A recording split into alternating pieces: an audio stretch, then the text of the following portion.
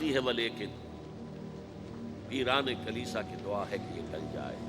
تو پہلی بات میری ختم ہوئی، عالمی نظام خلافت دنیا کی تقدیر مبرم ہے، ہو کر رہے گی، اس میں کسی صاحب ایمان کو کوئی شک، کوئی شبہ، کوئی ریب نہیں ہونا چاہیے۔ البتہ اس کا اب دوسرا پہلو کیا ہے، اس کا آغاز کہاں سے ہوگا؟ پہلی بات تو یہ، ہمارے بعض لوگوں کے ذہنوں میں، سادہ دل لوگ، وہ سمجھتے ہیں کہ پوری دنیا میں ایک ہی دفعہ آ جانی چاہیے۔ یہ کوئی علاقائی خلافت تو نہیں ہو سکتی، خلافت تو عالمی ہوتی ہے۔ ان سے میں کہتا ہوں عالمی خلافت کب تھی جناب؟ یہ تو نہ خلافت راشدہ میں عالمی تھی، کیا ہندوستان شامل تھا اس میں؟ کیا چین شامل تھا؟ کیا یورپ شامل تھا؟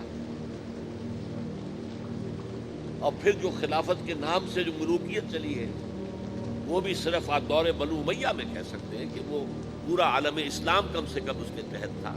بعد میں خلافت عباس، بنو عباس میں، اور فاطمیین کی خلافت میں، اور آل عثمان جو ہیں آٹومان ٹرکس کی خلافت میں ٹکڑے تھے، اس سے بکرے تھے، کوئی مانتا تھا، کوئی نہیں مانتا تھا۔ اور سب سے بڑی بات یہ ہے، اگر ایک دم پوری دنیا پر خلافت قائم ہو سکتی تو حضور کے دست مبارک سے ہوتی، لیکن نہیں ہوئی۔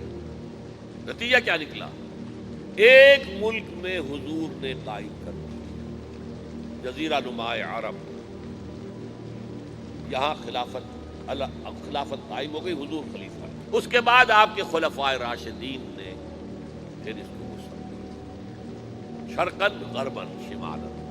3 کالمز نکلے ہیں فوجوں کے، صحابہ کرام کے 3 کالمز، ایک ایسٹ ورڈ، ایک ویسٹ ورڈ، ایک نارتھ ورڈ۔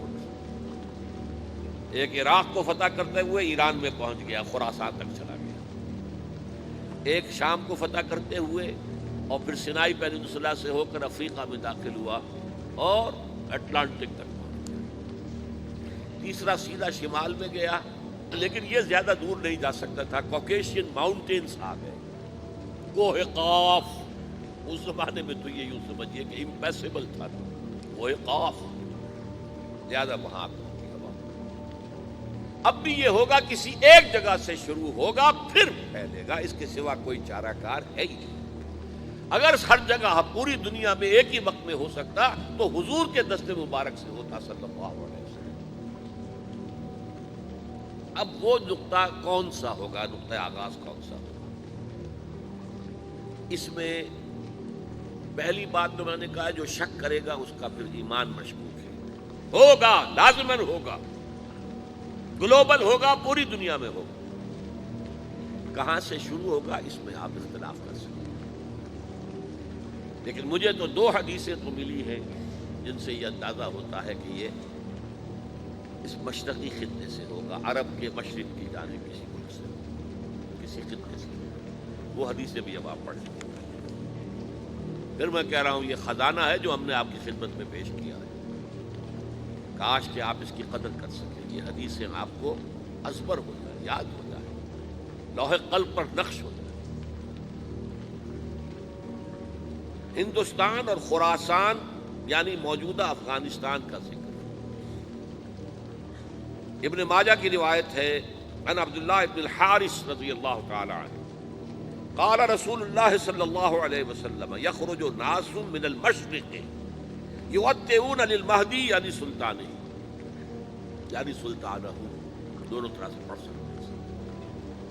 حضرت عبداللہ ابن حارث فرماتے ہیں رضی اللہ تعالی عنہ کہ حضور نے ارشاد فرمایا، مشرق کی طرف سے وہ فوجیں نکلیں گی، لوگ آئیں گے جو عرب میں مہدی کی حکومت قائم کریں گے۔ یہ مہدی کون ہوں گے اس کا ذکر میں ذرا بعد میں کروں گا، لیکن نوٹ کر لیجئے کہ مہدی سے پہلے لازماً کسی مشرقی علاقے کے اندر وہ نظام قائم ہو چکے گا، تب وہاں سے فوجیں آئیں گی نا۔ یہ مشرق کون سا ہے؟ عرب کے مشرق میں آپ چلیے، ایران بھی آ جائے گا، افغانستان بھی ہے، پاکستان بھی ہے، اور اگر اسے اور توسیع دے تو ہندوستان بھی ہے۔ یہ ہے عرب کا مشرق، اس سے فوجیں جائیں، اس کا کیا مطلب ہے کہ اس میں سے کسی جگہ پر نظام خلافت پہلے قائم ہو جائے گا تاکہ وہاں سے فوجیں جائیں گی جو جزیرہ نماء عرب میں حضرت مہدی کی حکومت کو قائم کریں گے۔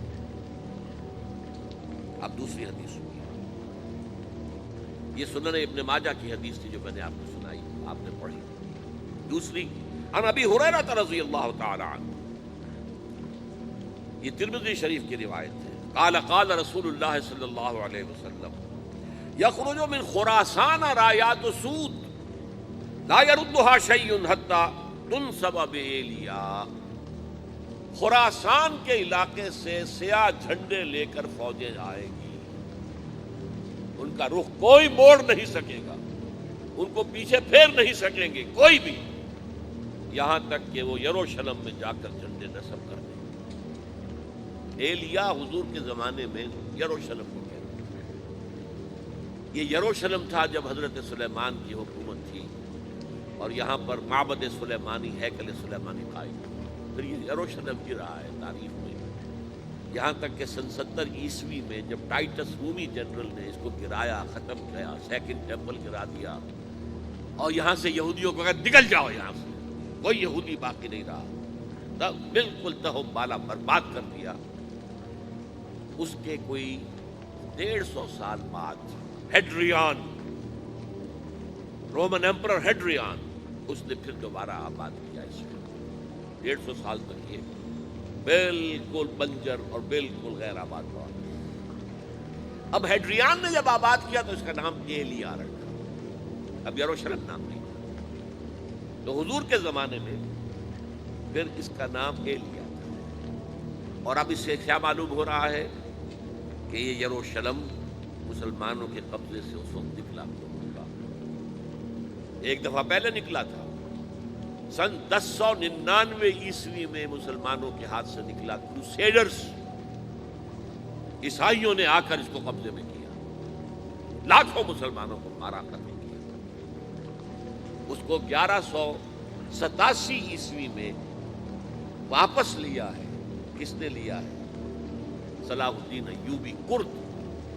عرب کھوکھلے ہو چکے تھے، عربوں نے کھویا، واپس نہیں لے سکے، بہت حکومت کر چکے تھے، 400-500 برس کی حکومت کر کے، اور ان کے عیش اور ان کے آرام اب ان میں جان نہیں تھی کہ وہ واپس لے سکے۔ واپس لینے والا گرم کرد خون تھا صلاح الدین ایوبی۔ تو گویا کہ اب آپ سمجھئے کہ 88 برس تک عیسائیوں کا قبضہ رہا یروشلم۔ اب 1967 میں یہودیوں نے قبضہ کیا ہے، اور اب 38 برس تو ہو گئے، 88 نہیں 38 برس تو ہو گئے، لیکن وہ دور آئے گا کہ اب پھر لیں گے، لینے والے عرب بھی نہیں ہوں گے، خراسان کے علاقے سے فوجیں آئیں گے۔ یہ خراسان کیا تھا؟ ایلیا تو میں نے آپ کو بتا دیا، یروشلم کا نام ہے۔